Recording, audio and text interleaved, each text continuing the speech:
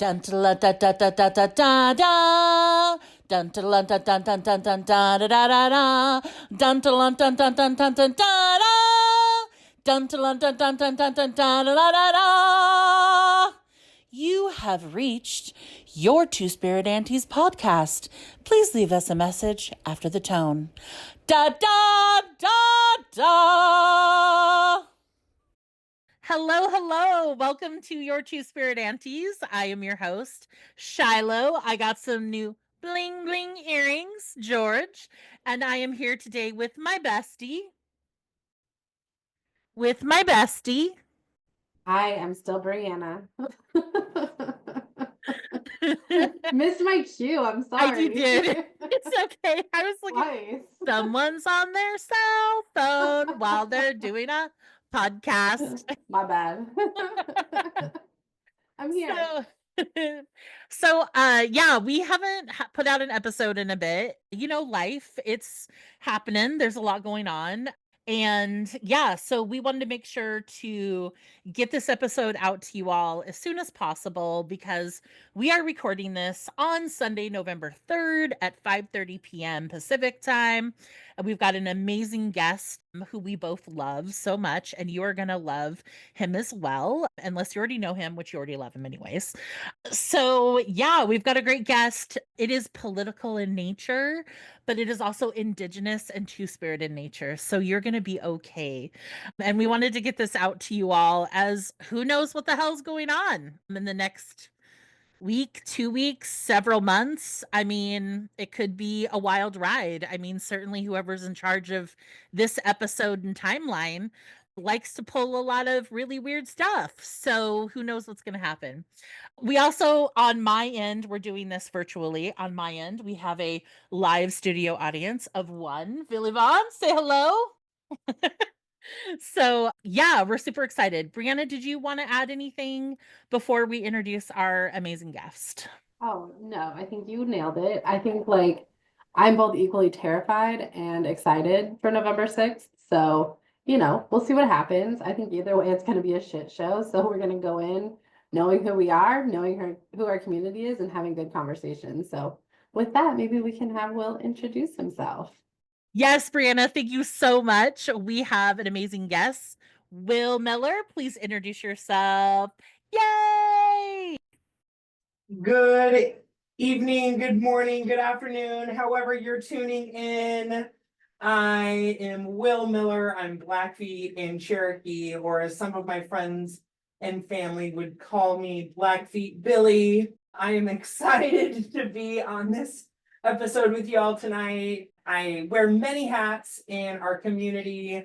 Tonight, I'm joining you in my personal capacity as a community leader, as a community member, as an ally. I identify as Two Spirit, but we'll talk about what that means here in a bit. Really want to talk about the political landscape and the importance of this election and what's to come after the election, and why it's important for our communities to be in collaboration and move in a way that uplifts each other and enriches each other through reciprocity, through love, and through unity. Because we're so divided in so many ways. Not our community, but our world and our country are so divided in so many ways. And our community is so much stronger together than we are alone. And I'm excited to be in conversation with you all today and just honored to be on this episode with you all tonight. So thank you for having me, and excited to chat with you all and explore this conversation some more. Thank you so much, Blackfeet Billy. So glad to have you here. I appreciate everything that you do in our community. And just so you all know, when we're talking about like our community, we're probably talking about our native community, especially here in the urban area of Portland, Oregon, and the larger, colonial community, like the larger nation and world, just so folks know. I think I just want to make sure to get clarity. Will, you were really talking about how like our native communities aren't really divided that much. I mean, there's probably some differences. We've got some like Republican natives out there. Okay. I don't really get that, but all right. And so, like, to each their own.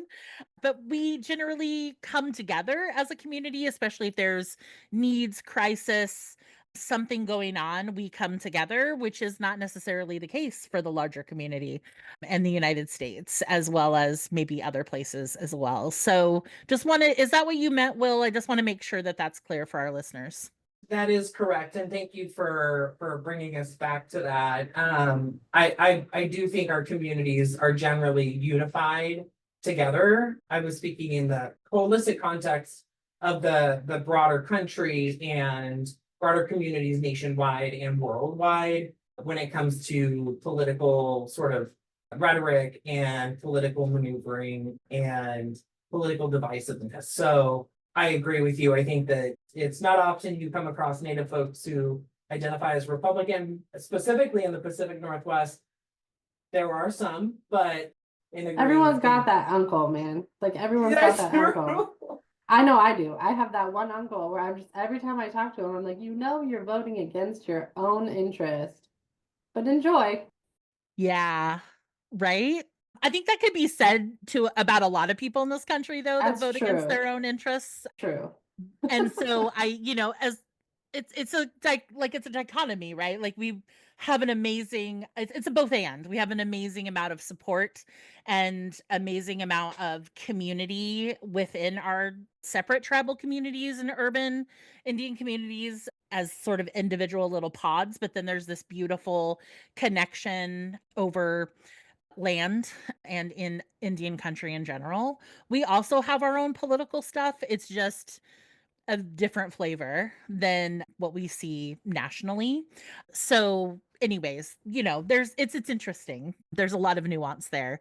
Will, I think it'd be really great to hear. I'd love to know your pronouns. Maybe they've changed since last time we chatted. And I think Brianna and I are, and probably our audience are really interested about how you identify around queerness or indigiqueerness or, two spirit identity or all of those as, because our podcast does focus on two spirit and indigiqueer identity. And we're also really curious about how that identity has impacted your civic engagement work and how you do the work that you do. So I know that's a lot of questions, but if you could like dig deep and tell us all of your personal stories and everything that's ever happened to you, that would be great. No, I'm kidding. Don't do that. Only tell us what you I mean, want to. as much as it feels consensual to do. Yeah, Brianna coming in with a trauma-informed care. I am an open book. So I'll pause real quick because my journey of self-discovery, it is quite the journey. And I was born into a family and a community that was loving and super accepting of who you want to be as who you should be. But I always operated in this mind frame of fear to lean into who I should be and fully walk in my own power. And it wasn't until after I graduated college that I came out as gay. And that was because I was living in fear. That was because I was fearful of, what folks would say, who would accept me, who wouldn't accept me. After college, I quickly realized that none of that mattered anymore. My people were going to be my people regardless at the end of the day.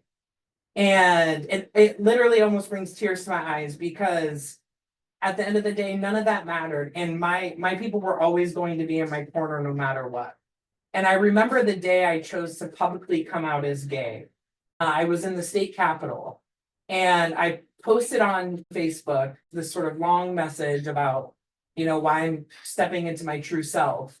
And I was getting ready to go into a committee to testify on increasing tobacco taxes and raising the minimum age from 18 to 21. Let me pause there too and say, not on ceremonial tobacco, on commercial tobacco. Good clarification. Good clarification. Yeah. I share that because it was such a pivotal moment in my life for moving from fear into my full authentic self.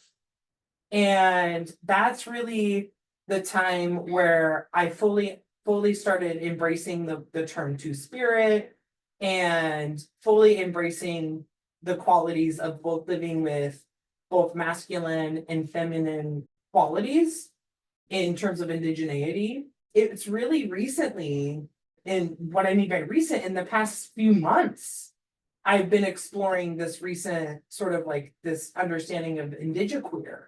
And so that in and of itself has been a new exploration for me of like, what does this mean for me? And I think really part of that is an exploration of like resistance to colonial gender norms and highlighting more like contemporary queer political normalities and like activism around indigenous ways of knowing and doing. And for me, I'm like, I feel like both of them speak volumes in my life in so many ways. It's a journey, like I said at the beginning, and I'm continuing to evolve and continuing to grow and understand ways and myself in ways that I never knew before. Even at 32, like I came out years ago, it's still a journey for me. And I'm still learning every day who I am as a person, as an Indigenous person, as a two spirit person. And I love that so much because I'm unapologetically myself. And you get who you get no matter what. You love me for who I am, or you walk away. And the love that you give me, I give back tenfold.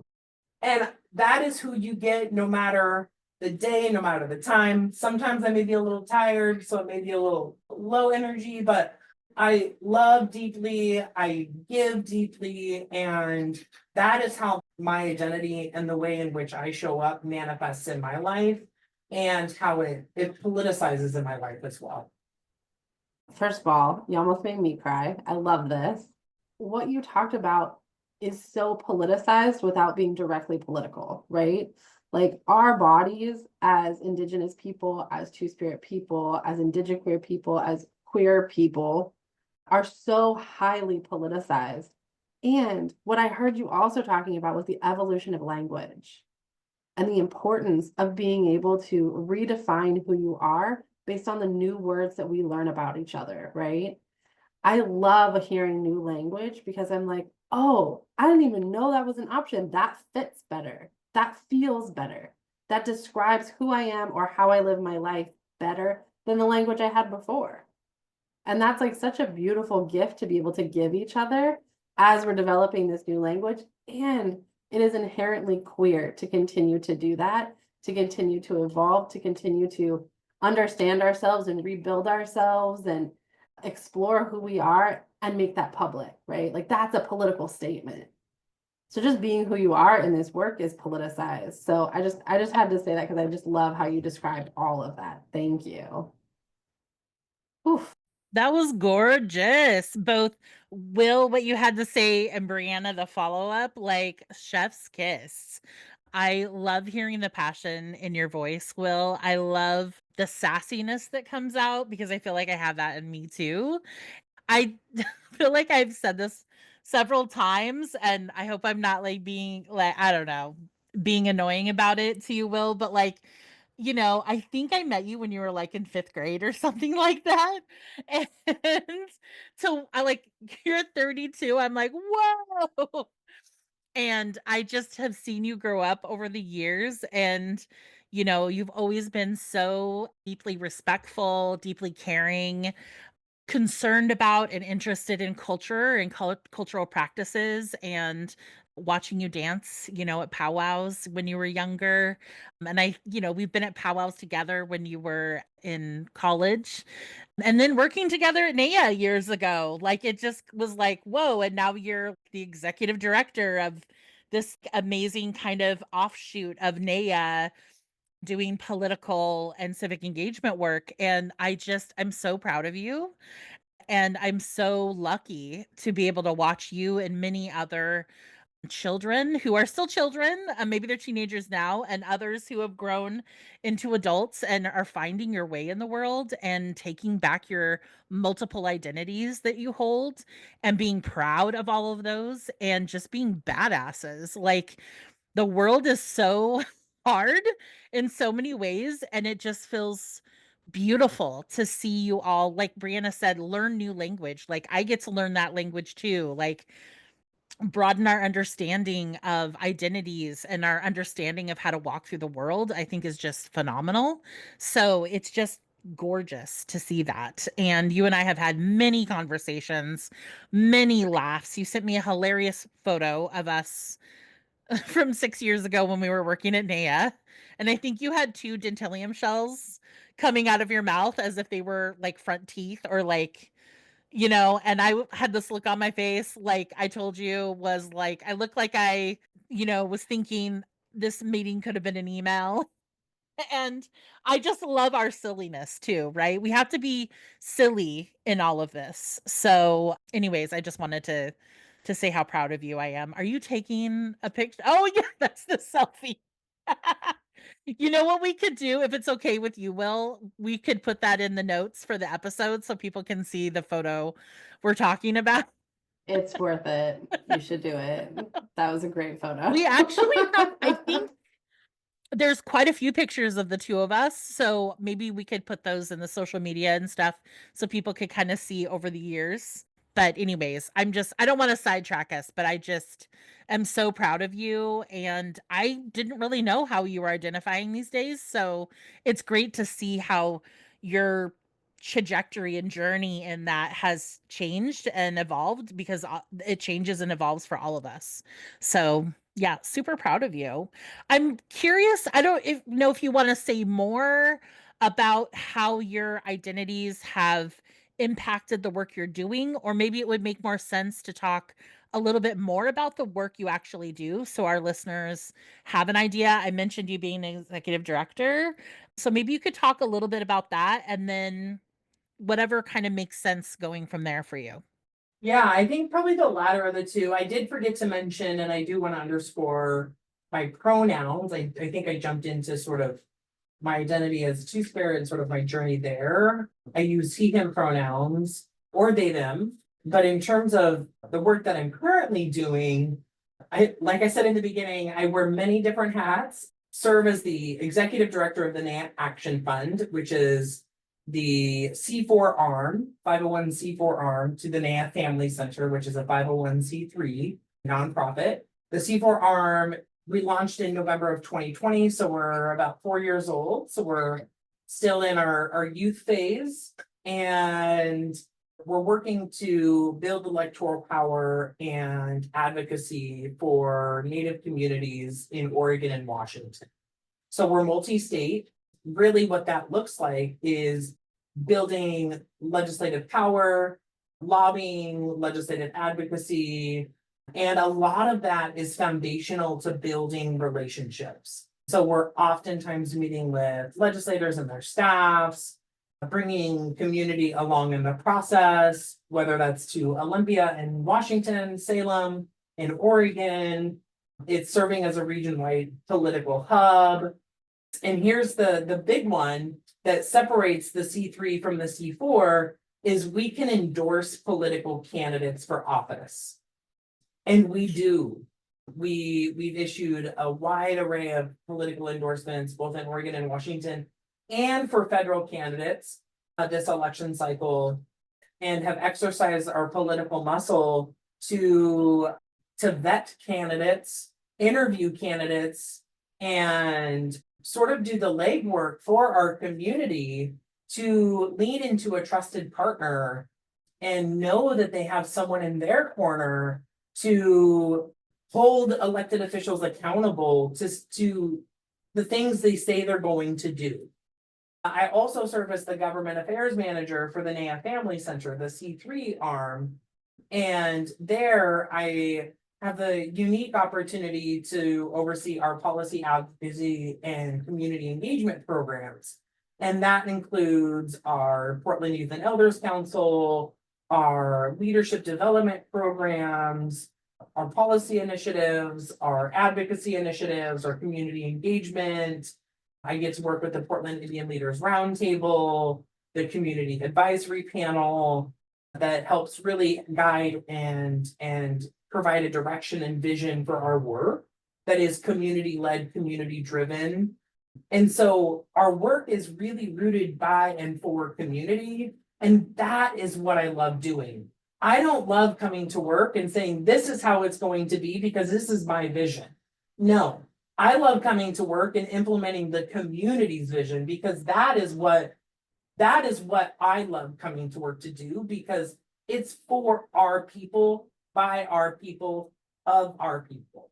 Like, that is what I'm in the business of doing, is implementing the work of our people. Because at the end of the day, if it weren't for our people, I would be out of a job. And that is who I'm accountable to. And so I wake up every day with our people in mind. And I'd also be remiss not to mention that had it not been for those who've come before me and those who've come before us, that we also wouldn't be here helping pave the way for the next 7 generations. So, and what I mean by that, I'd also like to mention, someone listening might be questioning, like, well, what does Will mean by 7 generations? What I mean by 7 generations is the work we do today has ripple impacts and lasting impacts for generations to come, 7 generations to come. And we have to take note of that. We have to be cognizant of that, because we literally can do irreparable damage if we're not thoughtful about the ripple effects that we can have on generations after us. So we have to be tactful, we have to be thoughtful and mindful of the tables we're sitting at, of the conversations we're having, of the people we're talking to, and the decisions we're making today that will have a lasting impact after we're not here anymore.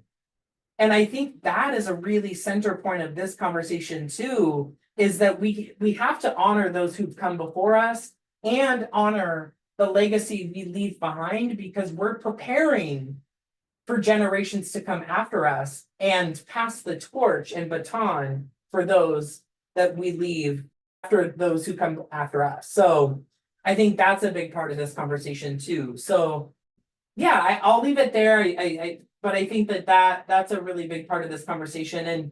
And in addition to that, I also have the immense honor and privilege of serving on several boards and boards of directors in our community. And that allows me to continue giving back and being of service to our community. And at the end of the day, community is my heart, and community service is my passion. Working with tribal communities, working with Native folks, like, that is what I love doing. Those are our people. That's what has helped me become the person I am today, is our community, is our people. You know, we've all heard the saying, it takes a village to raise a child. I am that child. I am living proof that, you know, the aunties on this call, I'm looking at 2 aunties that have helped me to get to where I am today. And I wouldn't be who I am today without the 2 aunties on this call. Not to mention the dozens of other aunties in community who've helped me to get to where I am today. So I'd be remiss not to mention the hundreds of people in my village that have walked next to me, walked before me, walked behind me, and helped pave the way and blaze the trail to afford me the opportunities to be where I am today. Sometimes I don't know what to say, because it's just, that was beautifully said. That was just like perfectly put.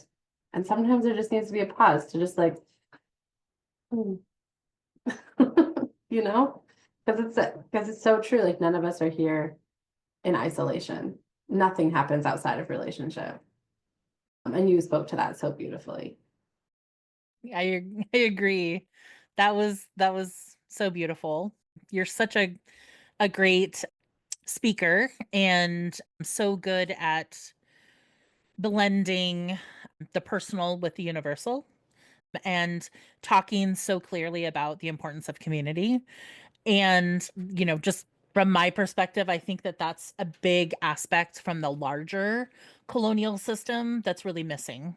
Not that there isn't community within that system, but the system is based mostly on an individual level, and we run into a lot of problems because of that. And there's a lot of tension and sometimes conflict when systems and policies and decisions are made thinking about the individual or prioritizing individuals that already have a lot of privilege and access and resources, when a lot of our, not just Native communities but many other communities of color, probably all of them, other communities that have been and currently are marginalized and oppressed by these systems as well, like disabled people, you know, two spirit people, LGBTQIA plus folks. Like there's a lot of different groups. And of course, we often have multiple identities. It's not like it's just, individual buckets. A lot of us rely on community to get through the day, to be able to survive in this, colonial existence, this capitalist, hellscape. Not trying to be like hyperbolic, but like it feels like hell to a lot of us. And so that need for community, that reliance on community for ourselves, and then showing up as community for other people in the ways that we can, is so important.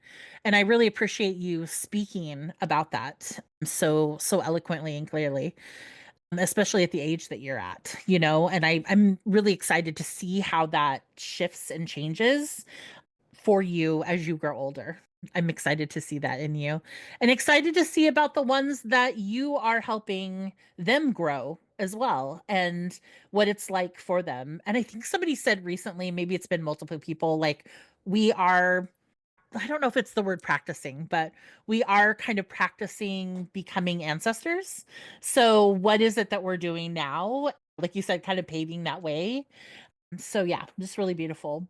I'm curious, all the different things that you're doing and involved in, which is amazing. How are you, right? Like right now, as you're leading so many initiatives, managing government relations in multiple spheres, going out and talking to community members, maybe tribes. I'm assuming you go out and talk to tribes in Washington and Oregon as well, and kind of hear their priorities, and what they're interested in seeing. And then individuals as well in different, reservations and then in urban areas. And just kind of looking at all the advocacy you're doing, like what are you most proud of in terms of how your past, your community ties and personal identity have influenced you as a leader? And you've talked a little bit about that just in terms of community, but I'm curious to know more about what leadership kind of means to you, and how those things have really impacted that idea of leadership, and how that's, playing out for you right now in your life. Yeah, that's that is a loaded question too. But I think for me, I as I step back and think of sort of the full picture, what I am most proud of, thinking about my tenure in the political sphere and my sort of return on investment and my impact, if we will, and what I have been able to accomplish, not alone, mind you, with community and with allies and partners, because I can't do it alone. It is not me only. This is not the Will Miller show. This is as much as I would love to have a show myself, this is not that show. I am only as I'm sorry. strong I as think we might need a Will Miller show. I I know. would love a Will Miller show. I wanted to interrupt so bad too because, like, I don't know, start a podcast, Will. I know. Sorry. I interrupted your flow, but I was. It was a necessary interruption, though, it was honestly. necessary. Yes, And I it know was you can pick necessary. up and keep going. Oh yeah, you're good. You're good. But for me, I think about the full picture and that return on investment and the work that we have collectively done as a community and over time, particularly as I've been involved, before I came to NAYA. And for context, for those listening, I've been involved with NAYA since I was 10, 11 years old. This has never been just a job for me. this has been a lifelong commitment of service for me. And this is about connection to community, connection to culture. This has been the thread that has literally held my family together. And NAYA has been the one constant in my family's life when we've needed the most support. Our community, the Native community, is the literal backbone of when I think about resources to lean back on, I think about our community. So all that to say, I'm most proud of the victories that we have been able to secure at not only the local and the state level, but also the federal level through the passage of legislation and the codification of the Indian Child Welfare Act here at the state level, the passage of missing and murdered Indigenous women legislation and relative legislation in prior legislative efforts, hundreds of millions of dollars in housing stability, access to education. One of the pieces of legislation that I am really proud of, that we worked really hard on, that one of the youth at the Many Nations Academy worked on, Leah Descombe, was just talking to Rebecca actually about this last night, was the House Bill 2052, which allows for graduates of high school graduates to wear items of cultural significance during high school graduation. You know, folks might think that that might be insignificant, but it is so important to honor it's a rite of passage. It's an honor. Graduation is one of those, you know, not everyone gets to graduate, and not everyone gets that honor or makes it there. And to make it there is a very distinct honor. And that is one piece of legislation that we worked hard on. And I know, Shilo, I know that you fought with school districts in the past to help kiddos, you know, wear items of cultural significance at graduation. And that shouldn't have been the case. And now it's statewide law. So we don't have to fight school districts. And, you know, that to me is victory in and of itself. Is like, now folks like Shiloh's of the world don't have to go to individual school districts to say why this one student has to wear an eagle feather or should be able to wear an eagle feather, because it's state law. I would also say that other victories that I think that are really important initiatives, if you will, we launched a petition through the Portland Indian Leaders Roundtable. I want to say it was during the pandemic, and it was to get the Portland Winterhawks to change their logo. We launched this petition that garnered over 5,000 signatures, and the Portland Winterhawks didn't listen to us. And we said, okay, that's fine. You know, me being all sassy and stuff. So we changed our approach. And instead of just launching a signature petition saying, hey, Winterhawks, let's get your attention, we turned our attention to their sponsors and targeted their sponsors and said, hey, sponsors, don't fund them until they change their logo. 3 weeks later, they unveiled their new logo, but never gave credit to the Native community, which is fine. We don't always need the credit because we know who changed it at the end of the day, because historically, colonizers don't give people of color credit, and we know that. But we do take credit, so watch out, Portland. And it's instances like that that really fortify our collective voice as a community. Another piece of this is what I talked about earlier when I was talking about my journey of self-discovery. When I talked about tobacco taxes, there was an early conversation at the legislative level, and that was House Bill 2270, which was the tobacco tax bill. And they were talking about taxing commercial, or not commercial, loose leaf tobacco, which is ceremonial tobacco. And I was thankfully at the table, and I said, no, that's not gonna happen. And here's why. Because this is, one, this is ceremonial or used in ceremonial ways. And not only just for the Native community, but in other communities. And two, taxing loose leaf tobacco is regressive and will hurt communities of color. And they hadn't thought about it that way. And I was like, wow, you have all these brilliant economists and no one thought of that. So I'm grateful that I was in this position to have this discussion, but it's instances like that that have really allowed me, by way of our community, to be a voice at the table and a conduit to affect change in a good way. So I wouldn't necessarily say any one particular thing that I am most proud of, but a sort of a melting pot of things that I am that that allow our community to shine in ways that amplify our collective voice. Last legislative session, we advocated really hard to bring in $1.25 million to upgrade NAYA's campus. And I don't know if you knew this, Shilo, but well, I know you know this. NAYA doesn't have an elevator. This is true. I do know this. We're getting an elevator.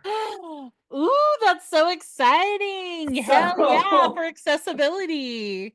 Yes. Thank you. And that work definitely, like, my team and I helped usher that in, but it started well before me. Like, I can't take credit for that, and nor would I want to. It was a community effort. It was, and it was sort of right place, right time, and we helped usher it in. And I think that is really the beauty of this work is, sure, I'm in this position now, but it's not the Will Miller show. It's the Will Miller's in this position, sure, but it's the Will Miller in community doing this work. And I think that's what fortifies this and amplifies this work even more, is that we are stronger together. We are not strong by ourselves alone. Yes, we are strong alone, but we are stronger together, is what I want to underscore and amplify. And so I can go on and on about all of the incredible work that we've done. We'll be here until after the election. So I feel like you are answering so many of our questions. Like, we have this list of things that we want to talk about. And also I feel like you're just like going at it, and like, I don't even know, like, I'm like gonna skip around if that's okay. Cause there's also a lot of stuff that you're talking about that I'm just like, my mind is spinning in all these other directions. Cause I think a lot about the work that I do in the world, and the work that that I hope that I'm doing in the world anyway. And I think a lot about it as harm reduction.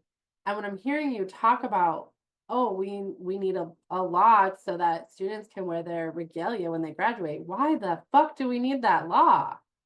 Right? Like, that is harm reduction. That is a response to a colonial system that doesn't give a fuck about us. And I think that, like, when we don't acknowledge that part either, I think that can get really sticky, because it all, like, without acknowledging those components, we are legitimizing a system that wasn't set up or designed for us and continues to target us, right? And so it's this like weird both and place that we live in when we work within these colonial structures, doing this harm reduction work, and at the same time knowing that only exists because of colonization, right? Our work only exists because they're actively choosing to harm us continually. Like, it's not over. It wasn't over. One genocide wasn't over. Like, it's a continuation of genocidal practices that make the work that you do in the world so important and so vital to keeping our kids alive, to keeping our culture alive, so that we can live another day and continue to push back against colonialism. So anyway, I just like, that's really popping up for me as you're talking and as we kind of like think through these questions. So yeah, I don't know if you have something to share about that, but I was gonna hop into another question just for funsies. And I'm wondering, like, as you move through this work, as you do this work, as you think about like you know, as Two-Spirit people, we are the both and, we are the in-between, right? As Native people, we are the both and, we are the in-between, right? So we've got all these like positionality pieces playing a role in how we navigate things.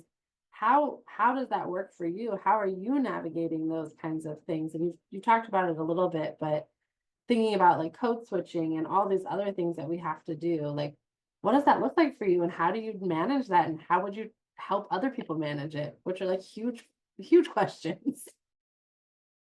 That, so I think I as a I'll approach this in two ways. And I say that because I've struggled with my identity also my whole life as a white passing person being Native. I've used it to my advantage because I know I have privilege as a white passing person. And as a person with privilege, it's my duty and obligation to use it to my community's advantage to benefit the people around.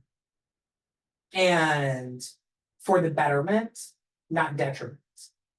And so I was smiling a little bit ago because, so that's one aspect of it. And the other aspect of it is you have to use the colonizer's tactics better than the colonizer.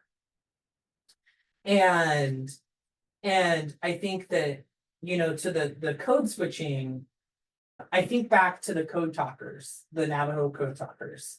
And the code talkers really were successful in so many ways because they leaned into traditional ways of knowing and doing by speaking their language and doing it in a way that wasn't, it was just their language. It wasn't like any secret code. It was the Navajo language, and the colonizer didn't understand it. And so it's the juxtaposition of needing to use the colonizer tactic in a way that is better than them, but also leaning into traditional ways of knowing and doing. So with that in mind, it's navigating the political system in a way that is acknowledging that the system is going to be the system and is deliberately colonized. It historically was created to keep people of color out. It was not designed to have people of color at the table. Our job is to bust down those doors and demand a seat at that table, to put our blanket at the table. Like, we deserve to have a say, a seat, and a voice at that table because those closest to the problem are closest to the solution.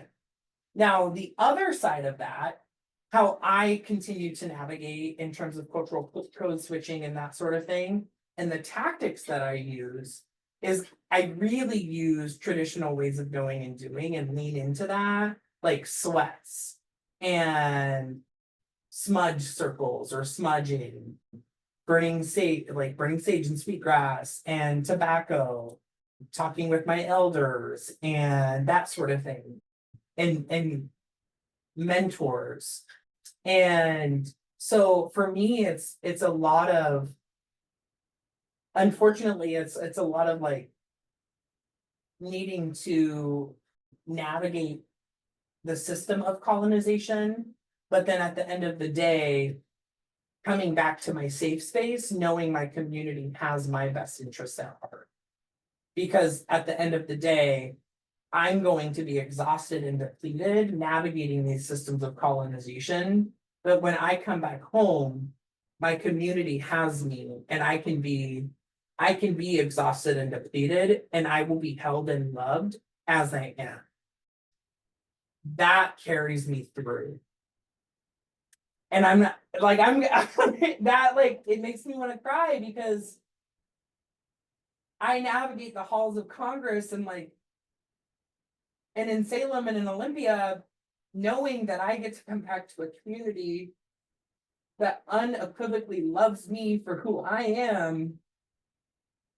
And that sustains me. That's why I do what I do. Like, that's why I carry that voice. I get to carry the voice of our ancestors, the voice of our people, and the voice of those who come after us. And my voice is a vehicle. It's not necessarily even my voice. It's a vehicle.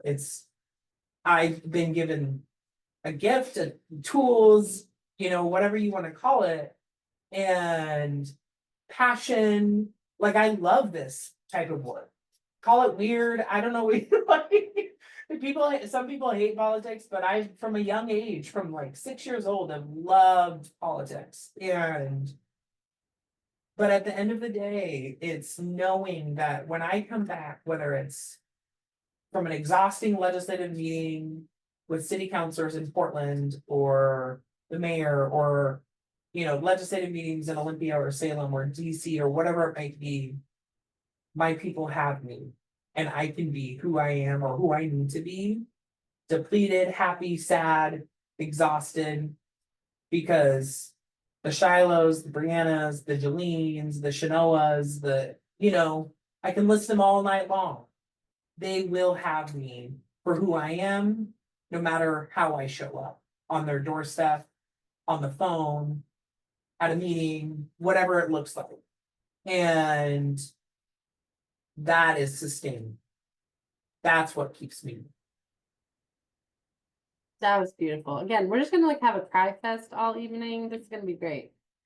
I think one thing that I hear you talking about too when you're sharing, and something that I feel strongly about as well, is reciprocity is at the core of being able to make work like yours sustainable, and encouraging participation in wherever anyone else is at in the system, so that you can have a both and approach to changing things.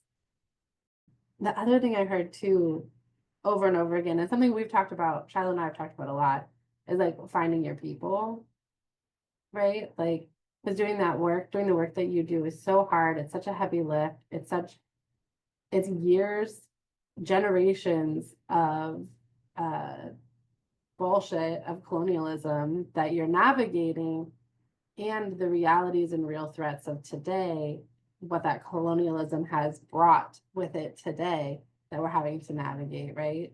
And so being able to know who your people are, know who yourself is, and know that we got you, right? And that's part of like why we do this podcast too, because to remind people that we got them, right? So it's great to hear you talking about that too in like a different context. Yeah. Yeah, I think it's great to have the reminder, of we all have our different, you know, things that we're navigating within the system, whether that's our jobs or something going on with our family or community or something going on with us, or multiple systems probably that we're navigating, healthcare, education, maybe it's politics in some way or another, mental health, like whatever it may be. It's a great reminder, like Brianna said, to know that you're not alone and that you don't need to do it alone. It's not meant for you to do this alone. And I just think that learning is really, really important to keep remembering and reminding ourselves over and over again. Kind of curious to kind of bring it back to what's going on right now, November 3rd. I think, is it the 6th that election day is? But The 5th. Sorry, we're in Oregon, so I think I voted like 5 days ago. So I'm like, everyone's um, talking about the 6th too, because the 6th is like the dun dun dun okay. day, right? Like everyone's I'm voting like, on the 5th, but the 6th is when we'll know some things. yeah. I'm like, I don't know. And the days they feel like they're all kind of floating together.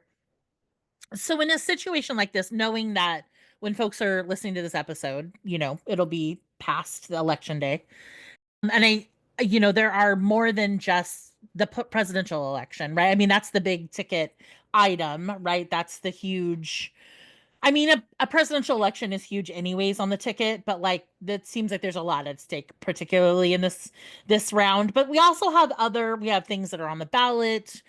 We also have other candidates that are up for election or reelection. And I'm just kind of curious, I've noticed a lot of people are very anxious right now and scared. It seems like there's some, I don't mean to use this in a way that is like not true, but like I really feel like people are having some kind of like activation from 2016, 2020. And then I think there's like a really intense impact from the pandemic that we're not processing very well. And probably part of that is the gaslighting that we're done with it, or and that nothing happened and everything's fine. We tend to not do very well as humans when we're getting gaslit, right? And I think we're getting gaslit on multiple levels, pandemic, politics, whatever. And I'm just curious. I don't even know what I want to ask, other than what are some ways that people can't, because I don't think we're out of, I think sometimes maybe people might be like, oh, Trump doesn't get elected. He throws a little bit of a hissy fit and then he goes away. Goes back to quote normal. Knowing that we're in a colonial society, so it's doing what it's supposed to do anyways.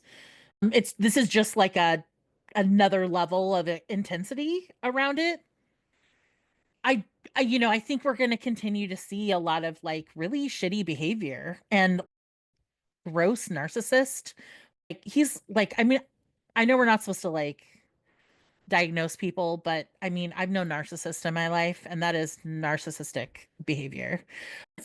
Like to the utmost, right? And the malignant narcissist. So, like, how do we kind of like navigate maybe multiple decades and generations of this like people wanting to like be fascists and really this regressive like taking away of people's rights and knowing that's in the complication of so many people not having rights anyways. So for a lot of people it's like, oh, this is just another day. So I hope I'm kind of rough drafting what I'm asking you. I don't know if it's making sense. How do we like what are some things that we can do to make sense of some of this or give it context or shine a little bit of like hope on it or Yeah. survivance? Yes, yeah, no, you definitely made sense. And it is scary. And I want to take a moment to validate everyone right now. However you're feeling, whether you're it's uncertain, whether you're excited, whether you're scared, whether you're indifferent, your feelings are valid. And wherever you are on that spectrum, it is valid. And it is a scary time. And particularly given the political climate that we're in, where rights are on the chopping block, and we don't know what tomorrow brings, or the next 5 years, or the next 10 years, particularly with a Supreme Court that is 5 and 4, 5 conservative and 4, not conservative. And but what I would say to sort of all of that is all politics are local. And what you can do now is mobilize locally. Start locally and build your ground and build your base solid from the ground up. Codify your protections at the local level and safeguard what you need to safeguard in terms of you and your family at the local level that will trickle up to the top ultimately. States have a lot more rights than you would think. The federal government oftentimes gives the states more rights than the federal government offers. So, and what I would say to that is work, like call your local state representative, call your local senator and say, hey, send them an email. If you're like me and you're like, I'd rather not talk on the phone, I'd rather send them an email or a text. They don't usually text you back, but send them an email and say, hey, this is how I'm feeling. And I'd like Oregon to consider, or wherever you're tuning into, or Washington, or wherever, wherever you're tuning in, or wherever you reside. I'd like you to consider codifying protections for, folks in this way. I mentioned earlier on in the show tonight that Oregon, when the Indian Child Welfare Act was being considered to be overturned by the Supreme Court, Oregon codified it in state statute, which means that if the federal government were to have overturned it, it would have been safe here in Oregon. Kiddos under ICWA would have been protected under federal standards. So under the current federal guidelines anyway. Whether if it were have been repealed or not. So start local, talk to your city council, talk to your local governments, talk to your state representatives, talk to your senators, talk to your local advocacy organizations. There's great organizations out there doing really great work for LGBTQI2+ folks, like Basic Rights Oregon, and many, like, that's just one that comes to mind, but many others out there that are really there to be of service and to help navigate these fears and this uncertainty. You don't have to navigate it alone, and there is a collective community navigating this with you, because it is fearful, it is terrifying, it is uncertain, and we don't know what Tuesday will bring. We don't know what, and I can almost certainly say by the time folks are listening to this, we may not even still know the outcome of the presidential election. So and that brings a lot of fear and uncertainty in and of itself. So what we can do in the meantime is first of all, make sure we're taking a deep breath, being thoughtful of our own breathing, control what we control ourselves. And what I can control right now is I can send an email to my state representative and say, this is some crazy pants election. And what can you be doing right now to help protect my rights as a constituent of yours? That is your obligation as my elected official. And I am holding you accountable to that standard. And if you don't know how to draft that email, I'll draft it for you. You just have to click send. So, holler at your boy.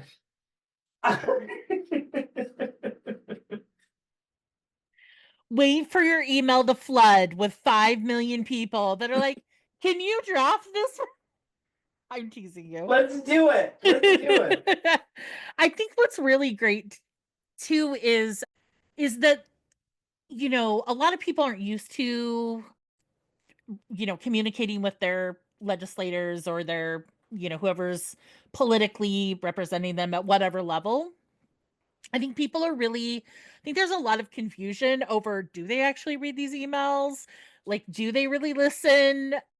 And then I think there's been, over the years, I can think of multiple conversations or, best practices, like make it really short, like call them instead of emailing them, like all of that stuff, which I think can cause some kind of confusion for people, or like, why should I waste my time doing that? And and that's fine, whatever, people can choose to do whatever they want to. I also like the idea of whatever it is that you're concerned about, or maybe it's multiple things, or maybe there's something that's really just you're not really sure about, that there are political organizations, there are advocacy organizations for almost anything and everything. You just have to kind of Google it and look it up and do a little bit of research. And then you're not by yourself. You can look at their website, or you can call them up and say, I'm concerned about this. Are you doing any webinars about this? I can learn more. Or do you have a form letter that I could use? Like, or a talking point if I call them on the phone, and what do I need to say to them? So again, there's just so much help out there for folks with the work that the political act, is it a political action committee that NAYA is doing C4? Is it considered a political action? Am I saying it wrong? It's a Like, correct me. 501c4. It's Okay. a PAC is separate than a C4, but similar in different legal parameters, Okay. but yeah. So you're not a PAC, you're a C4. So within that work that you're doing, and with the information on this podcast, we're going to have ways that folks can get a hold of you, like the websites of the work that you do, contact information, and some resources so folks can look at that. But I'm curious, that work that you do with the C4, is there ever opportunity for folks to learn about how do I contact my representative, or who is my representative at every level?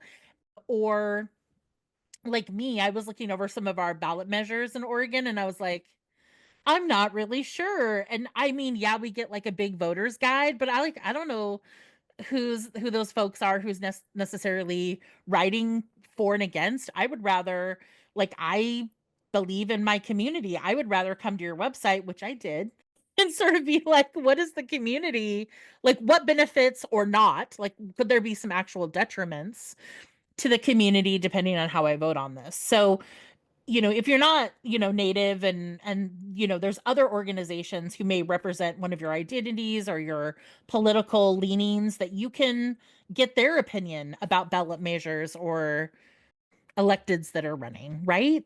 Yeah, definitely. Like I said earlier, we issue a questionnaire, we interview, we vet candidates. We also do the same thing for ballot measures. So on our website, we have our endorsed candidates. We also have our endorsed ballot measures. So we use it as a tool to allow community to have a resource, a trusted resource to use as a guide to vote.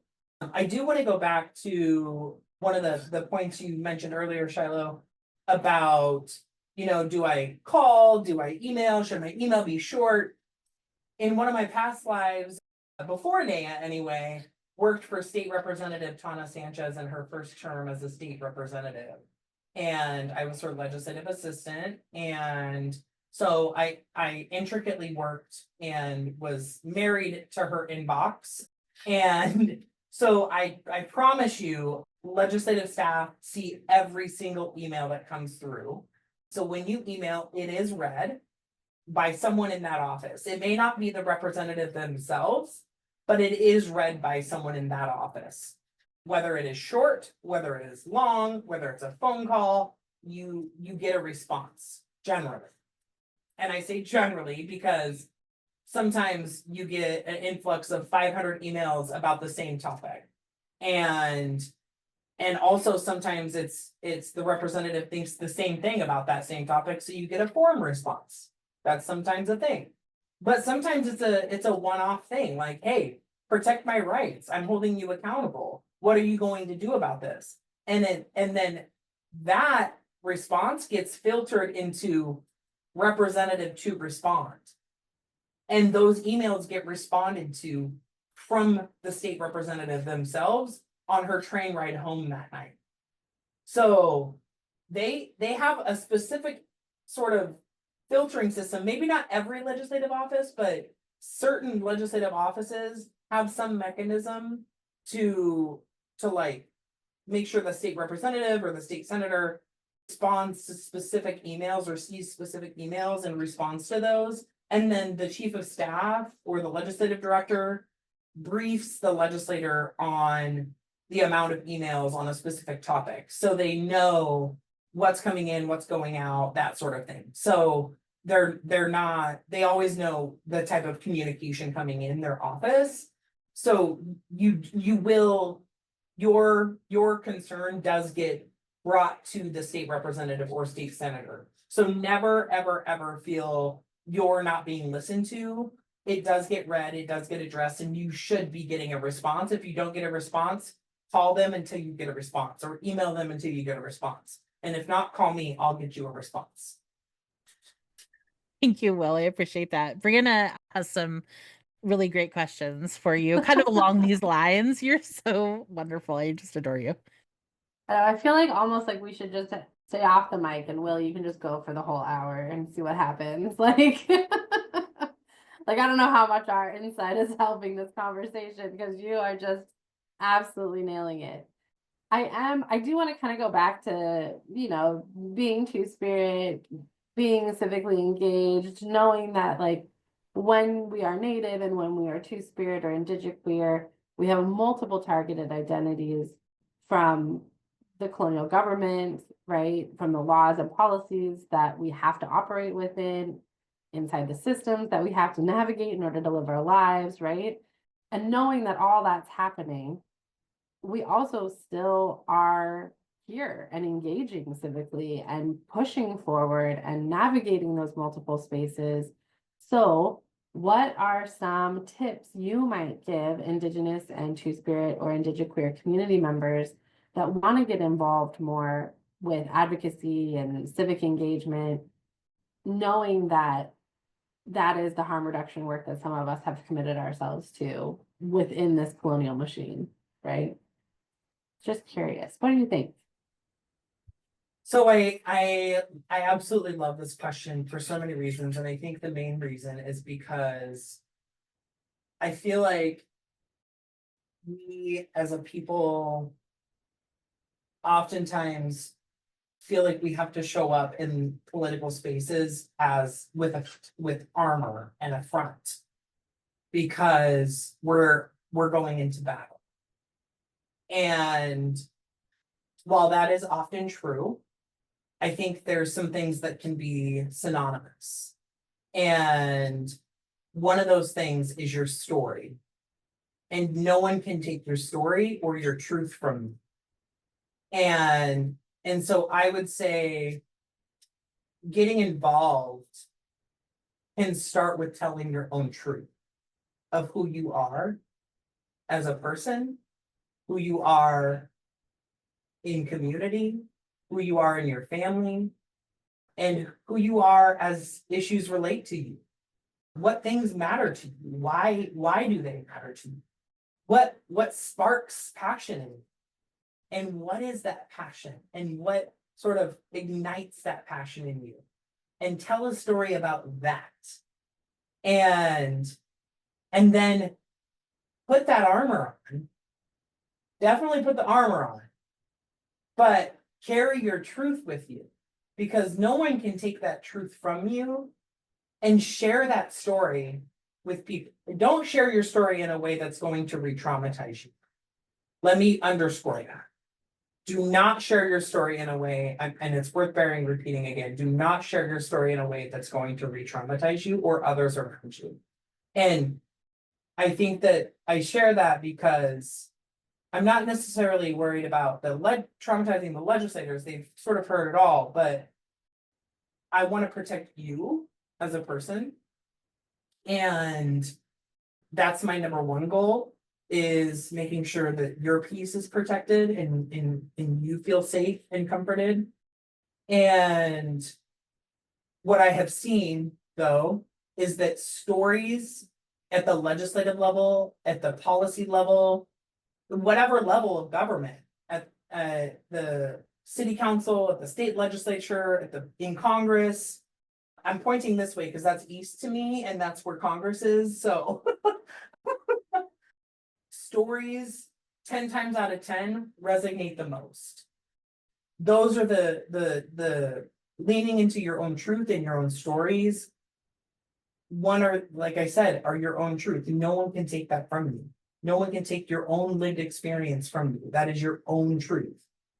2, legislators love hearing direct impacts of how policies and issues impact their constituents in real life.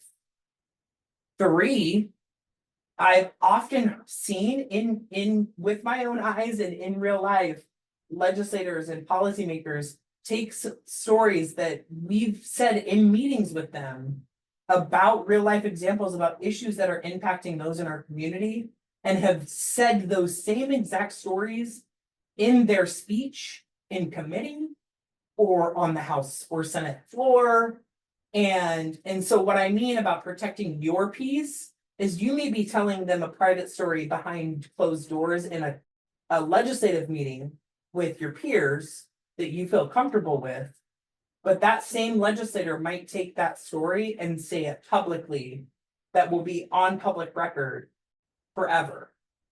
So you just want to be thoughtful about what you're giving of yourself, because it could be public. I think that those two things can coexist, like I said. But again, don't forget your armor, but lean into your truth and share your story as comfortable as you're willing to share. That is how I would probably recommend someone start getting involved in the political arena. Just telling their story about the issues that matter to them and how those issues impact them, their family, or their communities. Again, that is your story, that is your truth. And if anyone tells you otherwise, they're the ones out to lunch, not you. That's such a beautiful way to wrap up our conversation, Will. Get in there, share your truth, make sure it's the truth you are comfortable sharing, and know that everyone else has got you. We got you. Also, I feel like we got to share all of Will's contact information because I think he volunteered for 8 different things in this conversation. So we'll do that. But yeah, I'm so grateful for these conversations. It's really hard to navigate the both and. It's really hard to navigate colonial systems that were not designed or set up for us, that were actually intentionally designed to eradicate us. And being able to have these messy both and conversations is kind of where I love to live. So thank you for being a part of that, Will. I'm just really grateful for your insight and your experience and also all the work that you do. I love hearing about your work and being able to call you and be like, hey, you want to do this thing? And I think 9 times out of 10, you say yes and you show up. So thank you for that too. I love, love, love, and adore you, and will continue to do so. Yeah, just love the sassiness, just how much you love the community, right? And how much the community loves you. I think that, yeah, I love, also at the end, I've leaned a lot into my own stories and telling them at times, but telling them telling them in a way that feels good to me and only divulging what I'm would be okay with someone sharing outside of, different spaces. And there is a for me anyways, there's a feeling of courage. And sometimes I've had healing happen from being able to state that thing. It's not just inside of me, it's out here. And it can't hurt me. And I think you're really correct about we need to be careful about what we share with people, what we are allowing, because that's all very sacred and important. So our truth and how we see the world and our experiences, our lived experience is so beautiful. And also just to be careful about who we share it with and when the timing is to share that thing. And if the timing is great and you're good with it, it can be just an amazing experience of healing, of getting confidence from that, of diving deeper into who you are, of bravery, I think, and courage. And I think you're correct that absolutely those folks love those stories because I mean, I've only had a very short experience through the lead program, which is one of the programs that you help manage. I went through it myself. You went through it when I was the facilitator. We have a hilarious story about that. But anyway, that opportunity to sit in those, we went to Portland City Hall and we sat in the dais of the city council. I actually got to sit in the mayor's seat and I wrote him a little tiny note about Indigenous people and put it under the gavel. And let me tell you, I was swinging that gavel and there's photos.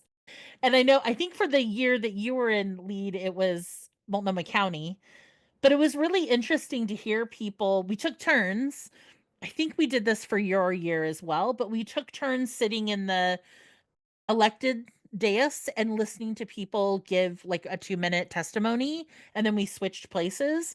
And it was really interesting, even in that short amount of time, to hear what was really interesting to hear from people and I don't want to use the word successful, but like engaging in terms of testimony, and what was kind of like forgetful or was hard to focus on, and definitely stories and people's passion, and you can tell when their truth was really coming through, like it really sat with you and stayed with you. So that was just, and again, very short experience. But yeah, they're like listening to people and listening and listening and listening. I mean, the amazing amount of focus, like for someone with ADHD, I would find that really hard to do. But I digress. But yeah, thank you so much for sharing everything. And is there any other bits and bobbles that you want to share before we wrap up? No, I just want to thank you both, hands up to you both for inviting me to be here tonight and for being such great community leaders and beautiful aunties. I love you both, and I'm so grateful for you and your leadership and your vision and your love and your passion and your humor. And the scroll goes on, but a scroll is colonized, so let's choose something different. So Bison hide story, yes, right? bison hide. The calendars. I We love it got when I'm you. on a roll and then there's like some like metaphor I'm using and I'm like, wait, this is really colonial. What the hell? Like That happens. It happens. it happens to everybody, but like I'm like, I love it like when I'll do it like in trainings and stuff, and I'm like, wait a second. And like, will I stop and go, and then I feel like people really enjoy it and laugh with me, you know? Yeah.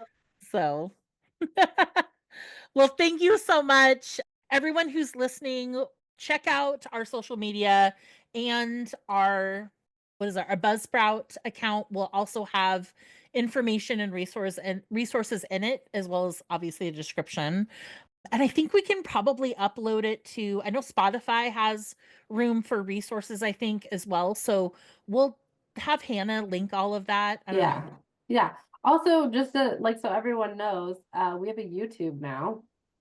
Oh And yeah. so any of our listeners that need accessible transcripts, you can now watch the YouTube podcast, which is not actually us talking during the podcast, but pictures of us so that you can watch along and read the transcript. Spotify and everything else makes it really hard to have accessible podcasts. So that sucks. But we have a YouTube, so that's great.